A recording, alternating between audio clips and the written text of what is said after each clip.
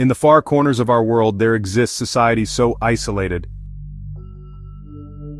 so profoundly different from our own, that they almost seem to belong to another time, here on a peninsula divided by conflict and ideology.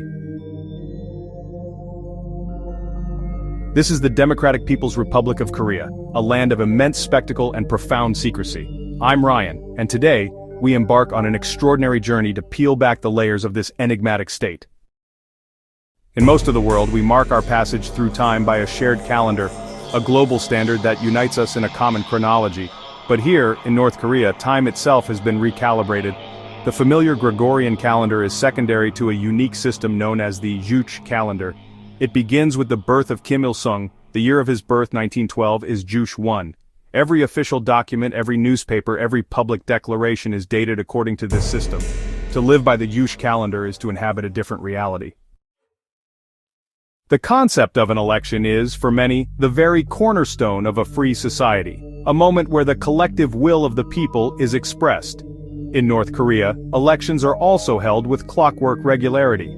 However, the process is a world away from what one might expect. Instead, on each ballot, for each position, there is only one name. Voting is mandatory for citizens over 17. There are two boxes, one for yes, one for no. But casting a no requires a public act of defiance, visible to all. Official figures report near 100% turnout and approval, a ritual of loyalty and a population check.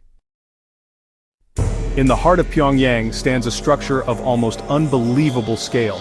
This is the Rungrado 1st of May Stadium, reported capacity 150,000 seats, by far the largest stadium in the world, not built mainly for sports, but as a stage for massive human displays.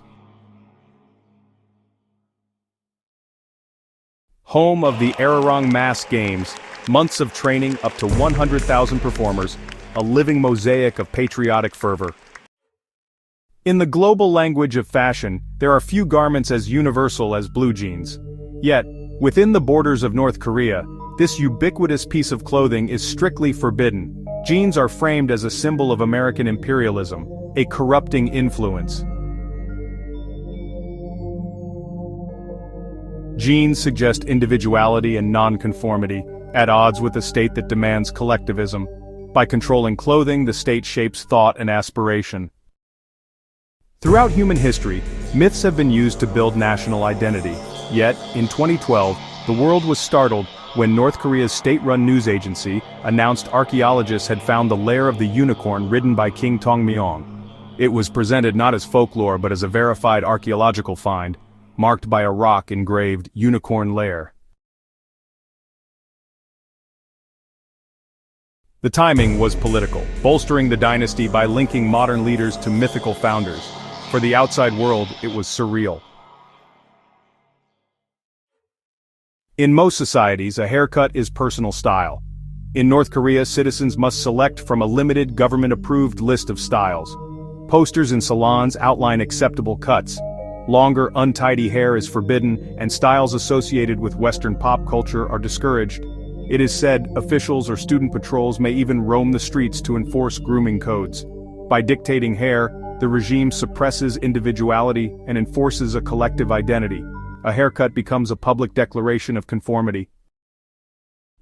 Visible from the South Korean side of the DMZ stands Kijong-dong, better known as Propaganda Village. From a distance, it looks prosperous. But look closer. The buildings are hollow shells without interiors or glass.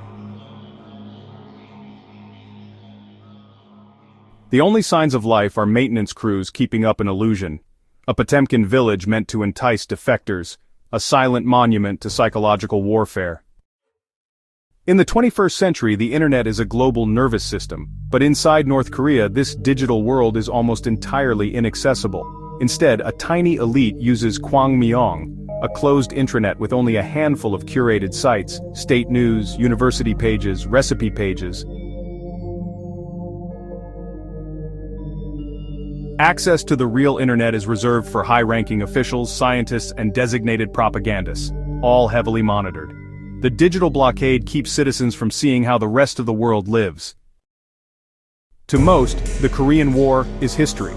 But the fighting stopped with an armistice, not a peace treaty, meaning North and South Korea remain technically at war. This justifies the demilitarized zone, a 4-kilometer scar of landmines, barbed wire and watchtowers, and a military-first policy.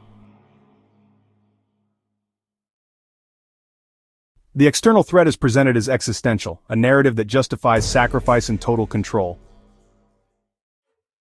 North Korea isn't entirely closed. A small number of tourists visit each year, but their journey is tightly controlled, every step managed by government-appointed minders. Itineraries are pre-approved. You see grand monuments, model farms, tidy classrooms, the country as it wants to be seen.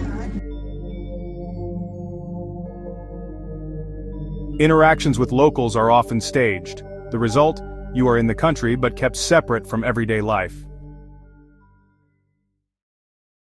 Our journey has shown a world operating by its own extraordinary logic. Time bent to political will, elections stripped of choice, and a stadium built for spectacle.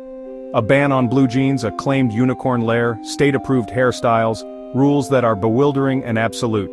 A phantom village, a digital walled garden, and a war that technically never ended.